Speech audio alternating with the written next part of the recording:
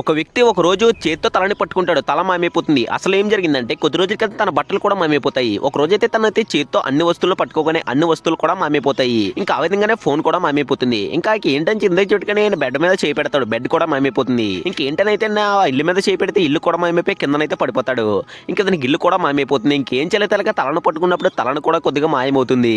ఇంకా అండ్ బట్టలు పట్టుకోగానే ఆ షర్ట్ కూడా మాయమైపోతుంది. ఇక అతనికి ఏం చేయాలో తెలియదు. అప్పుడే ఒక అమ్మాయి దగ్గరికి అయితే వెళ్తాడు. ఇంకా అమ్మాయిని టచ్ చేయడానికి ట్రై చేస్తాడు. సో అమ్మాయిని టచ్ చేసే సమయంలో అమ్మాయిని గట్టిగా కొట్టిస్తుంటే ఆ అమ్మాయి బట్టలు కూడా మాయమైపోతాయి. ఇంకా ఆ విధంగానే అక్కడ ఉండే పోలీస్ అయితే దీన్ని అంతా గమనిస్తాడు. ఇంకా పోలీస్ దగ్గరకు వచ్చేగానే అండ్ పోలీస్ వెంబడిస్తాడు.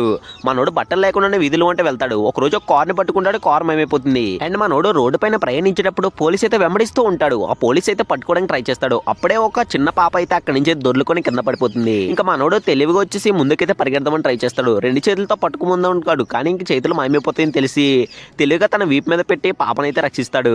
గైస్ ఇతని గురించి మీరేమనుకుంటున్నారో కామెంట్ చేయండి. ఎలాంటి పవర్ మీకు వస్తే ఏం చేస్తారో కింద కామెంట్ చెప్పండి ఫ్రెండ్స్.